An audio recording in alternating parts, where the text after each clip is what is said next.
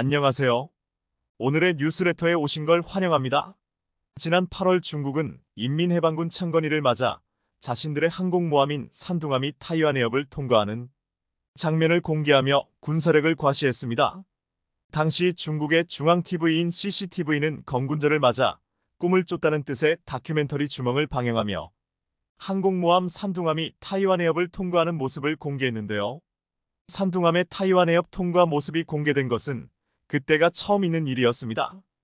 영상에는 산둥함 편대가 타이완 해협 통과 중 외국 정찰기를 발견하고 함재기 제-15 전투기 사대를 이륙시켜 대응하는 모습이 담겨 있었는데요.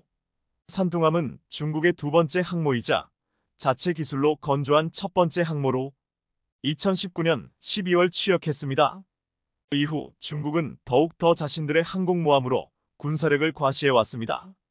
무력을 통한 중국의 대만 압박은 더욱 더 거세져 얼마 전 중국군은 대만 앞바다에서 항공모함의 공격 헬기까지 동원해 사격 훈련을 진행해 대만을 놀라게 했습니다. 지난 6일 중국군은 대만과 마주한 푸젠성 앞바다에서 공격용 헬기를 동원한 저공비행 훈련과 실사격 훈련을 했습니다.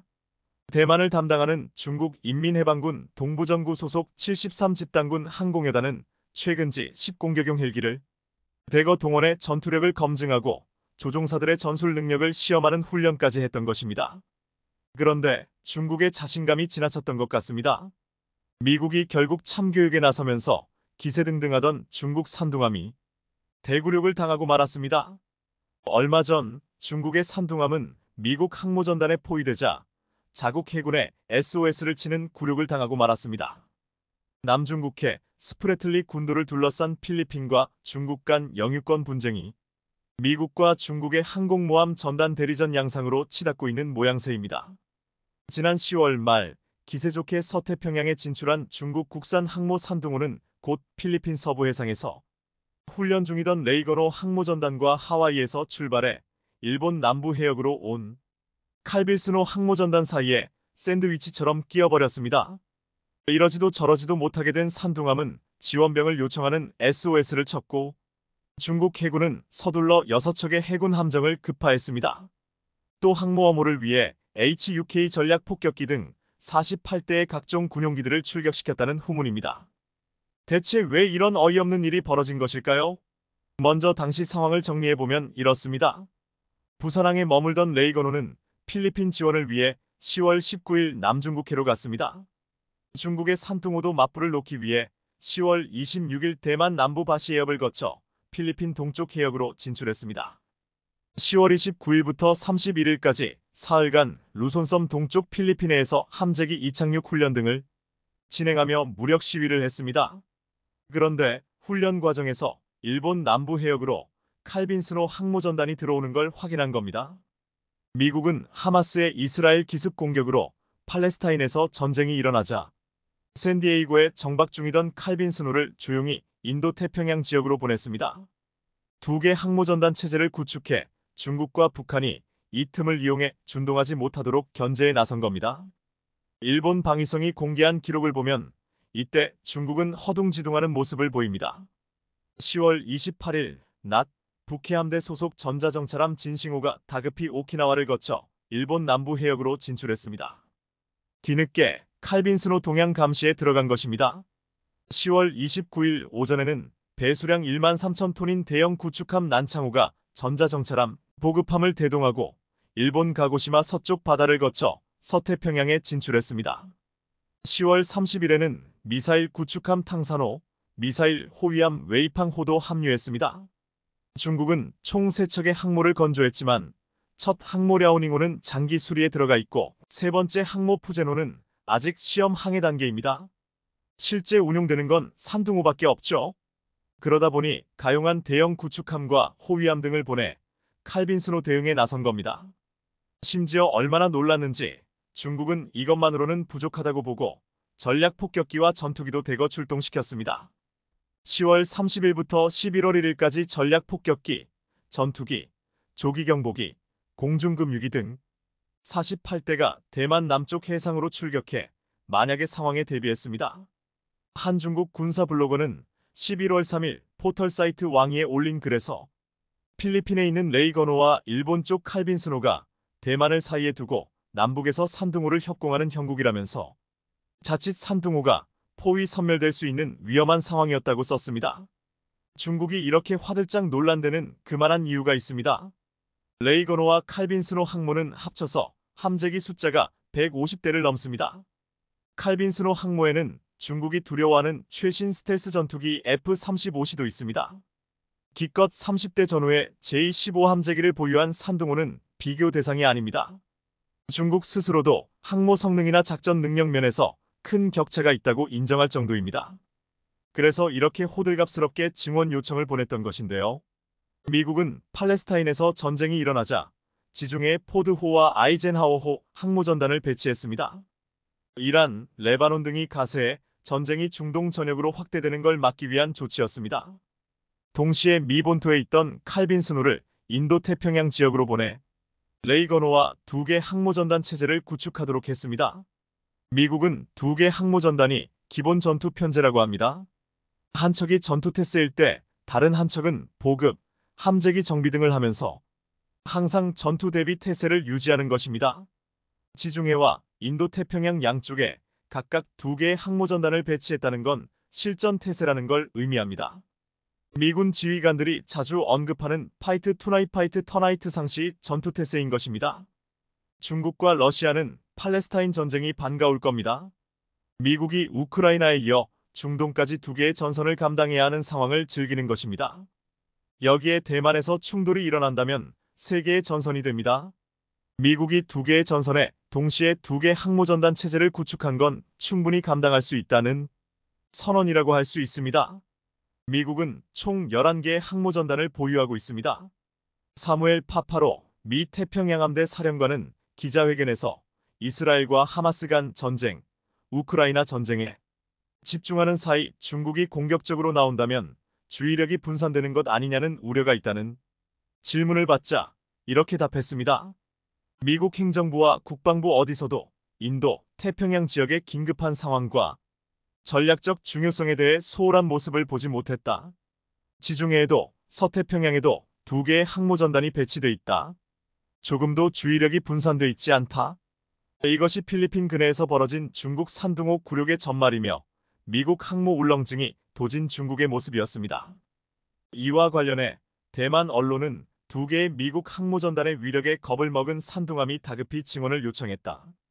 이 소식을 대대적으로 보도했습니다. 그런데 대체 중국이 그 많은 돈을 쏟아붓고도 왜 죽었다 깨어나도 미국의 항공모함은 따라잡지 못하고 이 굴욕을 당하는 것일까요? 군사문제 전문가들은 중국 항공모함에 대해 이렇게 이야기합니다. 중국 항공모함은 고철이나 마찬가지다. 구소련제 항공모함들의 단점을 그대로 가지고 있다. 첫 국산 항공모함 산둥호를 내세워 항모 전력을 과시하고 있지만 구소련제 항공모함이 가진 치명적인 단점 때문에 미국의 항모 전력을 따라잡기는 힘들 것이라는 이야기입니다. 무엇보다 중국에는 없고 미국에는 있는 게 있습니다. 군사 전문가들은 이렇게 말합니다. 스키 점프대에서 이륙하는 항공기들은 속도와 양력을 충분히 확보하지 못하기 때문에 최대 이륙 중량을 달성하기가 매우 힘들다. 기본적으로 항공기의 능력을 충분히 제공하지 못하는 상황들이 벌어진다. 미 항모처럼 캐터펄트를 사용하면 항공기에 충분한 속도를 줄 수 있어 최대 이륙 중량으로 이륙할 수 있다. 이 캐터펄트를 사용할 수 있는 능력을 갖춘 나라는 미국 말고는 없다. 미 항모에는 캐터펄트가 있지만 중국에는 없습니다. 더구나 중국 항모의 함재기인 J-15는 우수하긴 하지만 항공 전자장비나 무장 측면에서 미국의 F-35와 차이가 큽니다. F-18에 이어 미 항모의 주력 함재기로 자리잡고 있는 F-35C는 지난 10년간 가장 저평가된 항공기이며 항공전자장비 측면에서 F-22와 비교해도 부족한 부분이 없고 전투행동 반경 측면에서는 압도적인 능력을 보여줍니다. 이러니 중국이 여전히 미국의 항공모함 따라가지 못하는 것이며 미국의 항공모함이 둘러싸기만 해도 경기를 일으키는 것입니다. 최근 대만군은 중국 항공모함에 대한 대용으로 5번째 스텔스 초계함을 진수하면서 중국의 압박에 대응했습니다. 첫 티장급 스텔스 초계함인 티장함은 2014년 건조돼 2015년부터 운용되고 있으며 튀장함의 후속함으로 2020년 말 진수된 타장함도 현재 실전 배치된 상태입니다. 대만 국방부는 2026년까지 총 11척의 터장급 스텔스 초계함을 진수하도록 주문해 놓은 상태인데요. 이번에 진수한 스텔스 초계함은 길이 60.4m, 배수량 685T의 선체로 최대 40노트 74km 속도로 기동할 수 있으며 최대 작전 반경은 1,800캐리 3,033km에 이릅니다. 또 슝펑 2및 승평 3대함 미사일, 해검 중거리 대공 미사일 76함포, T-74 기관총, MK-15 팔랑스 근접 무기 시스템 CIWS 등을 탑재합니다. 그런데 얼마 전 한국에서 획기적인 스텔스 초계함 신기술이 공개돼서 글로벌 방산 시장에 이목이 집중됐습니다. 미국에서 활동 중인 주멀트급 구축함입니다. 길이가 무려 180m에 달하지만 적 레이더에는 작은 고깃배로 보인다고 알려져 있습니다. 군함 자체가 스텔스 능력을 갖고 있기 때문입니다. 잠수함처럼 전략적인 장점이 많아 중국 등 주요 나라들은 스텔스함 개발에 열을 올리고 있는데요. 레이더에 잡히지 않는 스텔스 기능 많이 들어보셨을 텐데요. 우리 과학자들이 독자적으로 만든 스텔스 패널이 우리 해군 함정 일부에 설치돼 성능 시험 중인 것으로 확인됐습니다. 이번 스텔스 패널 방식은 선체 외부에 스텔스 도료를 칠하는 방식과 달리 단단한 패널을 붙이는 방식인데 이 패널 속엔 레이더 탐지 신호를 흡수하는 필름 2장이 들어있습니다. 우리 연구단에 따르면 이 패널은 광대역에서 레이더 탐지 신호를 90% 흡수할 수 있습니다. 우리 군은 앞으로 주요 전력에 스텔스 기술을 적용할 예정으로 이 기술이 앞으로 무인기나 전투기에 활용될 전망인데요. 페인트처럼 칠하는 게 아니라 붙이기만 하면 되고 광대역에 걸친 레이더 탐지 신호를 90%까지 흡수할 수 있다고 하니 이목이 쏠릴 수밖에 없습니다. 레이저에 잡히지 않는 스텔스 패널을 한국 과학자들이 독자적인 기술로 만들어냄에 따라 우리 해군 함정의 성능 역시 획기적으로 업그레이드될 전망입니다. 중국의 두 번째 항공모함인 산둥함이 실전 배치되었습니다. 2012년 9월 취역한 중국의 첫 항공모함인 랴오닝함이 있긴 했지만 그건 소련 붕괴 후 싼 값에 들여와 개조한 것이었습니다.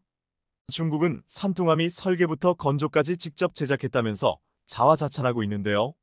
중국 언론들은 산둥함이 진정한 항공모함의 면모를 보여줄 것이라며 더 나아가 마중 대결 구도를 뚜렷하게 만들 수 있다고 보도했습니다. 그리고 중국은 항공모함으로 북태평양 일대에서 전력훈련에 나서면서 미국과 주변국들을 자극하고 있는데요.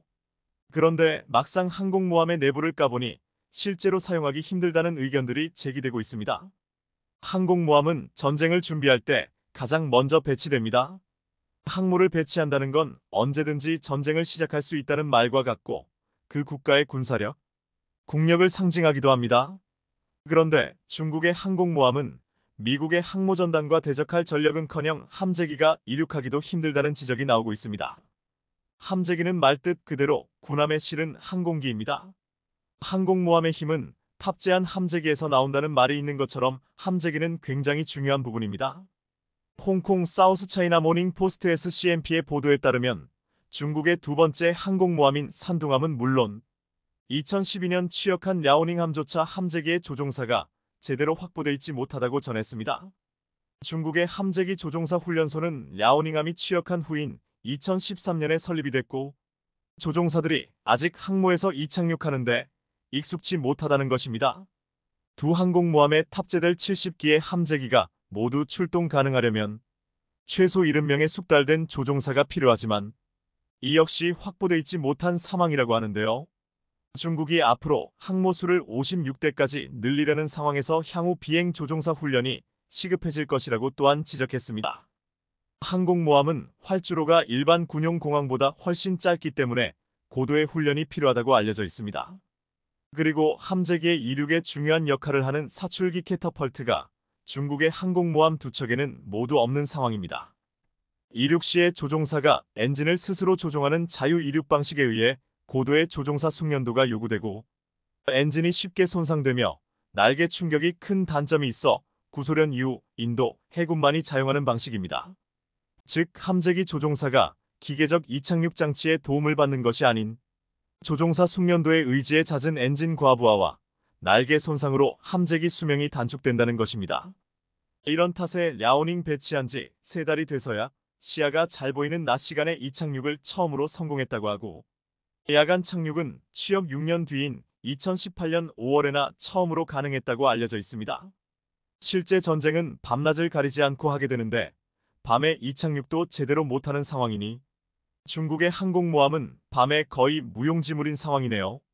그리고 이제야 막 이착륙을 했으니 당연히 실전 훈련은 아직 엄두도 못 낼 것입니다.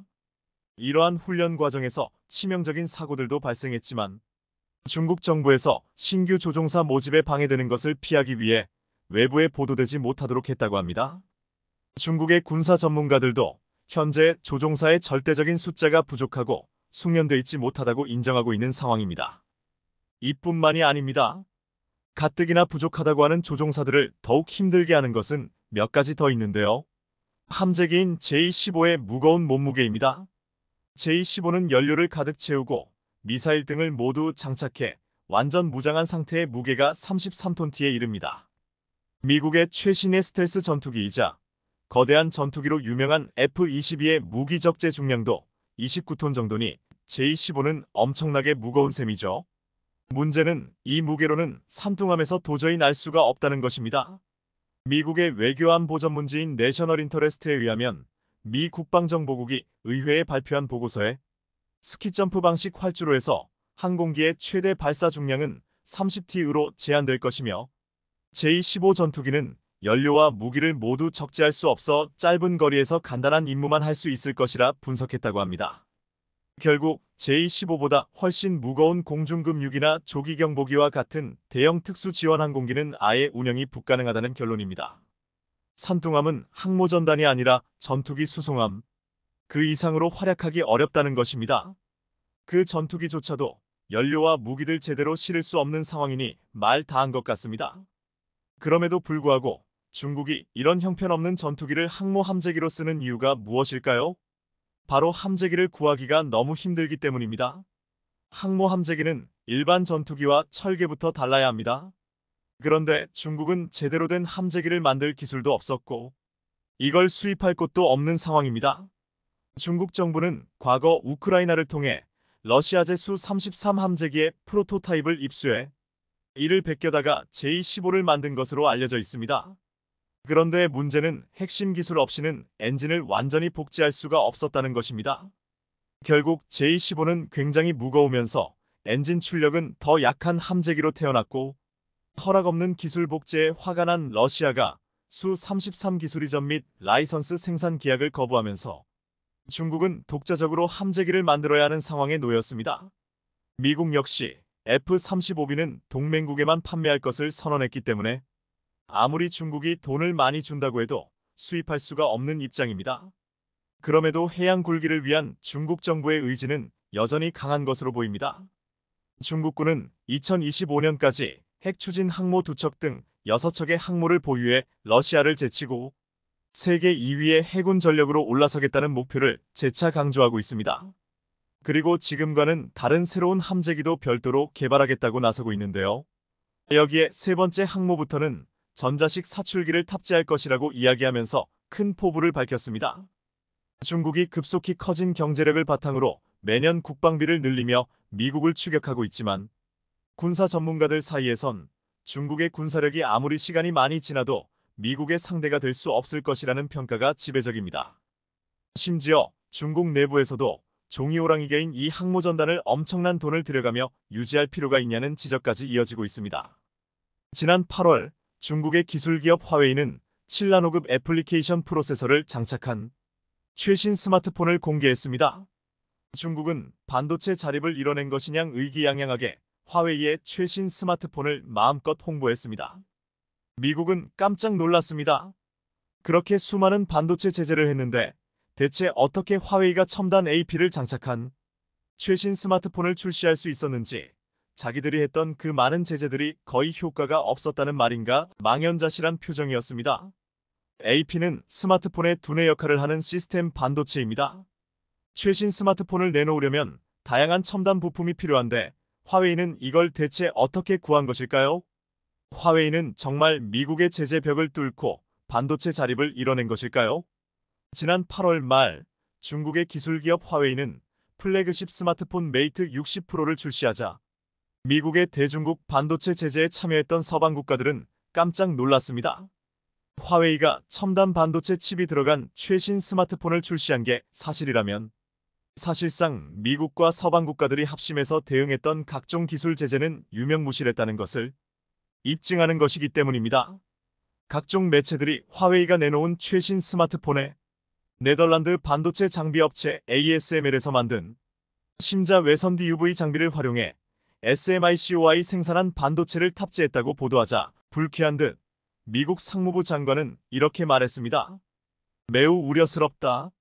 미국을 보호하기 위해 앞으로 우리는 가장 강력한 조치를 취할 것이다.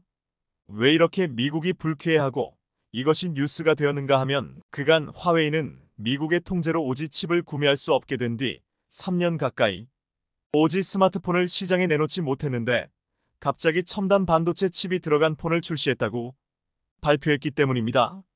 미국의 제재는 강력했습니다. 화웨이가 신제품을 출시한 건 2020년 10월 발표한 메이트 40 시리즈에 대만 TSMC가 만든 5나노 공정 프로세서 기린 9000을 사용한 것이 마지막 오지 스마트폰이었습니다. 그런데 최신 스마트폰 메이트 60 프로에 자체 개발한 7나노 오지 칩셋을 적용했다니 미국과 서방국들이 놀랐던 것인데요. 7나노 공정 이하의 반도체 칩은 중국한테는 반입이 금지된 극자외선 UV 장비 없이는 생산하기 어렵다는 게 업계의 정설이었기 때문입니다. 충격을 받은 미국은 이후 네덜란드 정부와 협력해 더욱 더 네덜란드 ASML의 첨단 장비가 중국으로 흘러들어가지 못하도록 고삐를 쥐었고 엔비디아의 첨단 AI 반도체가 행여 중국으로 들어갈까 강력히 규제했습니다. 그런데 새로운 사실이 밝혀졌습니다. 화웨이가 첨단 반도체를 탑재했다는 그 메이트 60 프로를 자세히 뜯어보니 중국이 자체 생산했다는 7나노 반도체는 예상대로 7나노스럽지 않은, 아니 그보다 한참 부족한 성능이 드러난 것입니다. 사실상 가짜 반도체라고 볼 수 있습니다. 얼마 전 미국 IT 전문지 톰스 하드웨어는 12월 18일 화웨이의 최신 스마트폰 메이트 60 프로에 들어간 기린 9000S AP와 미국의 제재 이전에 대만 TSMC에 맡겨 생산했던 AP 기린 9000의 성능 검사 결과를 공개했습니다. 검사 결과 화웨이의 스마트폰에 탑재된 AP의 성능은 미국의 제재 이전, 그러니까 2020년 화웨이가 대만 TSMC에 위탁해 제조했던 5나노급 AP보다도 성능이나 전력 효율이 크게 떨어지는 것으로 드러났습니다. 한마디로 3년 전 제품보다 못하다는 것이었습니다. 일반적인 정보 처리 능력은 메이트 60 프로에 들어간 AP가 제재 이전에 탑재한 것과 비슷하거나 일부 나은 것으로 나왔습니다. 반면 그래픽 처리 능력은 검사 프로그램에 따라 2033%가량 뒤처진다는 평가가 나왔습니다. 전력 효율도 10%가량 떨어졌습니다. 눈에 띄는 비교는 화웨이의 메이트 60 프로에 들어간 AP와 삼성 갤럭시 S21에 들어간 AP인 퀄컴 스냅드래곤 888을 비교했더니 3년 전 나왔고 삼성 갤럭시에 탑재된 스냅드래곤 8880의 최신 폰이라고 자랑하는 화웨이의 메이트 60 프로에 들어간 AP보다 성능이 좋았다는 사실입니다. 따라서 화웨이가 최신 폰이라고 내세운 스마트폰은 중국 내에서는 애국심의 호소에 팔 수 있겠지만 해외에서는 더는 삼성전자나 애플의 경쟁 상대가 아니라는 얘기였습니다. 더 큰 문제는 화웨이 폰에 탑재된 AP는 중국 반도체 위탁 생산업체인 SMIC가 7나노 공정으로 제조했는데요. 7나노급 이상 첨단 반도체를 만들려면 네덜란드 ASML사가 공급하는 극자외선 UV 노광 장비가 필요한데 중국은 미국의 제재로 이 장비를 살 수 없다 보니 이전 단계 설비인 심자외선 DUV 노광 장비로 7나노 칩을 만드는 공정을 채택했습니다. SMIC가 스카우트한 대만 TSMC 출신 기술자들이 이 기술 개발을 주도했다는 것도 밝혀졌는데요. 하지만 수준이 떨어지는 심자외선 DUV로 7나노 반도체를 만들려면 공정이 아주 복잡하다는 단점이 있습니다. 파이낸셜 타임스 FT는 극자외선 UV로 칠나노 반도체를 제조할 때는 공정이 7단계인데 이전 단계 설비인 심자외선 DUV를 이용하면 34단계 공정이 필요하다고 보도한 바 있습니다. 하지만 여기서 끝이 아닙니다. 더 큰 문제는 불량률이 높다는 점입니다. 시험 생산 단계에서 화웨이 메이트 60%의 기린 9000S의 수율은 30% 수준이었습니다. 쉽게 말해 100개를 만들면 30개 정도만 정상 제품이라는 뜻입니다. 이런 수준인데도 중국 반도체 업체들은 우물 안개구리처럼 서로 헐뜯기에 바쁩니다. 최근 화웨이와 샤오미는 폴더블 힌지 기술을 놓고 서로 상대방이 자기 것을 베꼈다며 특허권 공방을 벌이느라 여념이 없습니다. 중국은 막대한 세금으로 화웨이와 샤오미 등을 지원하면서 반도체 약진 운동을 펼쳤지만 이런 방식으로는 도저히 한국과 대만을 따라잡을 수 없습니다. 고육지책으로 중국은 2020년 미국의 반도체 제재가 시작되자 DUV 장비 신제품과 중고제품, 각종 부품, 원재료 등을 최대한 사모았고 이렇게 모은 장비와 원재료로 칠나노급 반도체를 만들어냈는데요. 하지만 전문가들은 이렇게 전망합니다. 고장이 나도 고칠 부품이 부족하고 AS도 불가능해질 것이다. 더구나 그동안 사모은 부품과 원재료도 23년이면 재고가 바닥날 것이다. 즉, 미국의 대중국 반도체 제재가 효과가 없었던 게 아니었습니다. 이 같은 검증 결과에 가장 안심한 곳은 미국이었습니다. 미 상무부는 하원 청문회에서 화웨이의 칩은 성능과 수율 측면에서 시장 기준에 못 미치는 제품이다. 수년 전 자사 제품에 장착한 칩보다 성능이 떨어진다. 고 평가절하 했습니다. 결국 미국이 제재를 풀지 않는 한중국의 반도체 자립은 사실상 불가능한 도전이 될 것으로 보입니다. 반면 한국은 반도체 분야에서 최근 엄청난 성과를 거두었습니다. 특히 올해 국내 AI 반도체 스타트업들은 글로벌 시장에 뜨거운 관심을 받았습니다. 리벨리온사 피온퓨리오사어, 디벡스 모빌린트 등 국내 AI 반도체 스타트업들은 벤치마크 테스트 등을 통해 뛰어난 성능을 입증해왔고 GPU에 대항할 수단으로 NPU, 즉 신경망 처리 장치 개발에 주력하고 있습니다. NPU는 컴퓨터가 데이터를 학습하고 자동으로 결과를 계산하는 머신러닝에 특화된 칩인데요. GPU와 같은 범용성은 갖추지 못했지만 데이터 연산 효율성이 높다는 장점이 있습니다. 한편 미국은 한국과 손을 잡고 화웨이를 비롯해 중국의 기술 기업들에 대한 새로운 수출 통제를 시작하려 하고 있습니다. 12일 워싱턴 DC에서 열린 한미경제안보 컨퍼런스 기조연설에서 엘렌 에스테베스 상무부 산업안보차관은 이런 발언을 했습니다. 기존의 수출 통제 체제가 기술이 발전하는 속도를 따라가지 못하고 있기 때문에 새로운 체제를 만들어야 한다. 미국과 동맹국들은 적들로부터 어떻게 기술을 보호하고 어떻게 수출 통제를 구축할지에 대해 논의 중이다. 기술이 적국으로 넘어가지 않도록 하기 위해 전보다 더 수출 통제를 강화하겠다는 이야기입니다. 이 말은 곧 화웨이 등 중국 기업들이 새로운 기술을 따라오지 못하도록 더욱 더 엔비디아 반도체 등 핵심 부품에 대한 수출 통제를 강화하겠다는 뜻으로 읽히고 있습니다. 그런데 이때 한 기자가 한국도 새로운 수출 통제에 대한 논의를 하는 동맹에 포함되느냐? 하는 민감한 질문을 던졌습니다. 그러자 미 상무부 에스테베스 차관은 이렇게 말했습니다. 우리가 한국에 참여 없이 할 수 있을 것이라고 생각하지 않는다. 사실상 반도체 분야에서 한국 없이는 중국을 제재하는 것이 불가능하다는 것을 공개적으로 밝힌 것입니다. 단기적으로 중국에 수출 규제를 하는 것은 핵심 광물 자원을 무기화하고 있는 중국을 자극해 한국의 산업 전반에 영향을 주어 한국 기업들의 고민이 클 수밖에 없겠지만 장기적으로 봤을 때는 중국 첨단 산업의 발전을 늦춘다는 점에서 의미가 있어 보입니다. 한국의 잠수함 기술을 훔쳤다는 의혹을 받았던 대만이 자체적으로 잠수함을 건조하겠다고 큰소리치더니 최근 암초를 만나 악전고투하고 있다는 소식입니다. 2022년 1월 대만 국민당의 한 의원이 한국 대표부와 국정원에 정체모를 USB를 전달했습니다.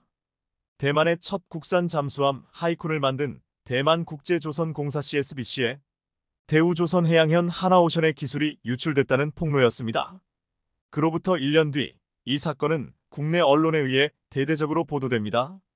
결국 경찰은 대우조선해양 전 직원 어씨 등 2명을 기술 유출 혐의로 입건해 수사했는데 이들은 대우조선해양 근무 당시 도면을 빼돌린 뒤 잠수함 개발 컨설팅 회사인 S사로 이직했고 이후 도면을 대만 측에 넘긴 혐의를 받았습니다. 그런데 사건이 알려진 지 20여일 후 하나오션 측은 이런 해명을 내놓습니다. 대만에 유출됐다고 알려진 도면은 옛 대우조선해양의 잠수함 도면이 아닙니다. 인도네시아가 1970년대 말 독일로부터 수입한 독일 잠수함입니다. 이후 진행된 재판에서 한국 재판부는 하나오션 측 의견을 종합해 증거 불충분 불기소 처분을 내린 바 있는데요. 잠수함 사건의 진상과 내막은 여전히 베일에 가려져 있습니다.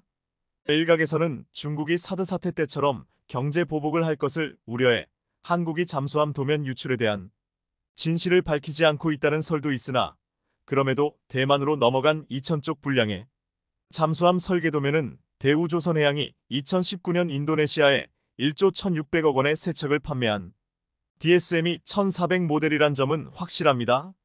또한 대만이 한국 잠수함 설계 도면을 입수해 자국의 잠수함을 건조하려 했다는 의혹은 여전히 사그라들지 않고 있는 실정입니다.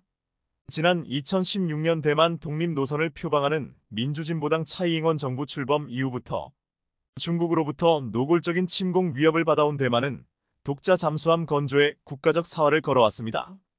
대만 상륙에 앞서 항공모함과 잠수함 등 압도적 해군 전력을 동원한 중국의 해상 봉쇄를 풀기 위해서도 잠수함 전력 확보는 필수적이기 때문입니다. 하지만 잠수함을 독자 기술로 건조하는 일은 결코 쉽지 않은 일이었습니다. 대만은 그간 잠수함의 해외 구매는 물론 독자 건조에 이르기까지 갖은 방법을 고려했지만 줄곧 중국의 집중 견제를 받아왔고 대만의 잠수함 건조 기술을 이전하겠다는 나라는 나타나지 않았습니다. 모두 중국의 강력한 보복이 두려웠기 때문입니다. 그런데 2023년 대만은 자국이 최초로 자체 개발했다고 홍보해온 잠수함 하이쿤을 선보였습니다.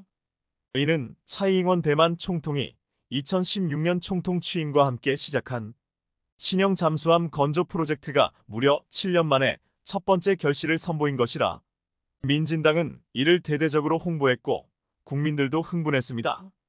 대만은 2,500톤급 하이쿤함의 부품 중 40%가 자체 제작한 것이라고 홍보했고 앞으로 2026년까지 계속 신형 잠수함을 건조한다는 계획을 발표했습니다. 하지만 착착 진행되는 줄만 알았던 대만의 잠수함 건조 프로젝트는 한국 잠수함 기술 훔쳐갔다고 의심받는 대만이 미국에 뒤통수 당하며 발칵 뒤집힌 겁니다. 대체 대만의 잠수함 건조 프로젝트는 어떤 어려움에 직면한 것인지, 미국이 건 태클은 무엇인지 자세히 알아보고 이 시점에서 다시 한번 주목받고 있는 한국의 잠수함 건조 기술의 장점 알아보겠습니다. 대만이 야심차게 추진하고 있는 잠수함 건조 프로젝트가 커다란 암초를 만나 고전하고 있다는 소식인데요. 가장 큰 문제는 대만이 겉으로는 대만 자체 기술로 건조하고 있다고 홍보하고 있지만 핵심 부품은 미국 방위산업체로부터 수입하고 있는데 부품의 가격이 천정부지로 오르면서 잠수함 건조 비용이 예상했던 것보다 대폭 올라가고 있다는 점입니다. 대만 내에서조차 잠수함 건조 기술이 부족한 대만이 미 방위산업체들의 호구가 되어가고 있다는 비판이 나오고 있는 건데요. 자체 잠수함 건조 프로젝트를 추진하면서 늘어나는 비용과 기술적 문제 때문에 악전고투하고 있다는 겁니다. 총 7대의 잠수함을 건조하겠다는 대만의 잠수함 건조 프로젝트는 2026년부터 매년 1대씩 생산하겠다는 계획으로 빠르게 진행 중이었습니다. 그런데 대만은 대부분의 전투 디지털 핵심 시스템을 미국 로키드 마틴과 레이시온사로부터 제공받고 있는데 핵심 부품의 개발 비용부터 테스트 비용까지 모두 대만이 부담하고 있었다고 합니다. 이것은 처음부터 대만의 잠수함 프로젝트가 대만이 높은 위험 손실 부담을 떠안고 시작하는 한마디로 불리한 사업 구조로 시작했다는 것을 의미합니다. 급기야 대만 국방부가 잠수함 대당 건조 단가가 너무 비싸다고 항의했지만 미국은 대만 해군이 제시한 불만의 근거가 부족하다며 거절했고 이 때문에 대만 정부는 지금 대만 의회를 대상으로 눈덩이처럼 불어나는 총 7척의 잠수함 건조 비용을 설득하는데 애를 먹고 있습니다. 만일 야당이 계속 반대한다면 총 7척을 건조하려던 애초의 계획이 축소될 가능성마저 제기되고 있는 실정입니다. 중국이 대만을 압박하면서 호시탐탐 기회를 노리고 있는데 말입니다. 대만이 지금 직면하고 있는 상황을 보면 한국이 3,000톤급 잠수함을 아무런 문제 없이, 그것도 빠르게, 심지어 납기일까지 정확하게 맞춰서 척척 건조하고 있는 능력이 얼마나 대단한가를. 한국은 지난 2018년 대우조선에서 첫 독자 설계 건조 잠수함인 3,000T급 도산 안창호함을 진수하면서 잠수함을 독자 건조할 수 있는 국가 반열에 올랐습니다. 잠수함을 독자 건조할 수 있는 국가는 한국을 비롯해 대략 10여 개국에 불과합니다. 그런데 심지어 대만이 지금 건조하는데 애를 먹고 있는 잠수함은 한국의 3,000톤급 잠수함보다 1,000톤이나 작은 2,000톤급이며 길이는 70m로 소형입니다. 더구나 수직 발사 체계도 갖추지 않은 버전으로 알려져 있는데요. 이렇게 애를 먹느니 한국산 잠수함을 도입하면 될 것을 이란 말이 절로 나올 정도로 소박한 수준입니다. 다만 미국의 지원으로 해저에서 착지 임무를 수행할 수 있도록 고성능의 X자 항타를 장착하고 있어 중국 해군이 운용하는 핵잠수함의 헌터킬러 임무에 특화되어 있는 것을 알려져 있는데요. 한국의 3,000톤급 1번함인 도산 안창호급 잠수함이 대당 8,500억 원이었다가 전 세계에서 두 번째로 비싼 잠수함 리튬이온 배터리를 장착해 1.1조 원대로 가격이 상승했습니다. 그런데 잠수함 설계 단계에서부터 미국 업체의 도움을 받은 대만은 여기에 잠수함 전용 부품 설계 비용, 부품 수입 비용, 미국산 미사일과 MK-48 어뢰 도입 등에 2조 1,300억 원을 지출했고, 이 때문에 초도함 건조비에만 설계비와 건조비용 등을 합해 무려 2조 2,400억 원을 썼습니다. 이것은 한국이 대만보다 1,000톤이나 높은 3,000톤급 잠수함 초도함 건조비용에 사용한 비용보다 2배 이상 많은 사업비를 지출한 셈입니다. 한국의 도산 안창호급 3,000톤 잠수함보다 배수량, 길이, 성능, 탑재 시스템 등 모든 면에서 소박한 대만의 2,000톤급 잠수함 초도 비용에 이처럼 많은 비용이 들어갔으니 당연히 대만 의회가 펄쩍 뛸 수밖에 없었을 것입니다. 더구나 여전히 대만에서 잠수함 건조 문제는 민진당과 국민당의 첨예한 논란거리인데 말입니다. 중국의 예상되는 침공으로부터 대만을 방어하기 위해서 독자 잠수함 건조가 반드시 필요하다는 민진당과 과도한 예산 및 중국을 자극한다는 이유로 이에 반대하는 국민당이 첨예하게 맞서면서 지난 대만 총통 선거 때 잠수함 건조 문제는 선거전 내내 최대 쟁점 중 하나였을 정도로 논란거리입니다. 그런데 앞으로 나올 잠수함들의 예상 단가가 처음에는 1조 300억 원으로 예상했는데 지금 계산으로는 무려 1.7조 원으로 상승해 대당 단가가 6,700억 원이나 상승해 있었습니다. 이마저도 물가 상승률이 반영된다면 더 높아질 가능성도 있어 대만 정부를 더욱더 곤욕스럽게 하고 있는 실정입니다. 하지만 아무리 국민당이 반대하고 대만 국회가 곤란하다고 해도 대만으로서는 미국 방산업체의 도움 없이는 잠수함 건조가 안 되니 돈이 더 들어가도 어쩔 수 없는 입장입니다. 물론 어느 나라나 잠수함과 같은 첨단 방산 무기를 개발하는 데에는 엄청난 비용과 핵심 부품 수입을 감수해만 합니다. 하지만 한국처럼 어느 정도 자체 기술력을 가지고 있다면 초도함 건조에 들어가는 비용이 대만처럼 이렇게까지 많이 늘어나지는 않았을 것입니다. 자체 기술이 없다는 점이 이렇게 억울한 겁니다. 반면 미국 방산 업체들은 대만 잠수함 사업을 수주에 부르는 게 값인 부품을 파는 중입니다. 올해 초 HD 현대중공업은 3,000T급 잠수함인 신체호함을 해군에 인도하는 서명식을 개최했는데요. 보통 인도 서명식에는 해군, 방위사업청, 조선사 정도가 참석하는데 이날은 이례적으로 미국, 영국, 호주, 필리핀, 폴란드, 페루 등 9개 나라에서 온 각국 정부 인사 20여 명이 참석해 눈길을 끌었습니다. 캐나다, 페루, 호주, 필리핀, 폴란드 등은 수상함, 잠수함 등 K함정 수출이 유력한 국가입니다. 따라서 우리 국방부와 HD 현대중공업은 주요 고객을 초청해 국내 독자 기술로 설계 건조돼 전력 배치를 앞둔 잠수함의 실물을 보여주었던 것입니다. 역시나 신체호함뿐만 아니라 진수를 마치고 시험 평가 중인 이지스 함정조대왕함, 호위함 충남함까지 둘러본 주한 페루 대사와 캐나다 고위 관계자는 잠수함 내부까지 직접 둘러볼 수 있어 특별한 경험이 됐다고 했고, 지난달 28일 HD 현대중공업은 페루에서 호위함 등 함정 4척을 수주한 바 있습니다. 그런데 신체호함 인도 서명식에 9개 나라에서 온 각국 정부 인사들이 대거 참석했다는 소식이 알려지자 일본 네티즌들은 이렇게 악플을 달았습니다. 참관을 간청했기 때문이다. 한국이 돈을 내고 초대했겠지? 방산에 대해 조금 아는 네티즌들은 탄도미사일 탑재 잠수함이라 조금 다른 것 같기는 하다. 일본 해상자위대의 잠수함과 비교된다. 며 한국의 잠수함 건조 능력을 시기하면서도 미국 등 유수의 국가들이 한국의 잠수함을 구매하고 K방산이 잘 나가는 걸 보면서 부러워하는 게 느껴졌습니다. 는 명국 아마도 대만 역시 전 세계로 수출 영역을 확장해가고 있는 한국 방산의 무서운 성장세를 보면서 자주국방의 기술력을 가진 한국이 못내 부러울 것입니다. 대만이 잠수함 건조에 있어 고비용 문제 때문에 악전고투하고 있는 모습을 보면 결국 자체 기술력이 없는 나라, 자주국방의 능력이 없는 나라의 비애를 다시 한번 확인하게 됩니다. 시청해주셔서 감사합니다.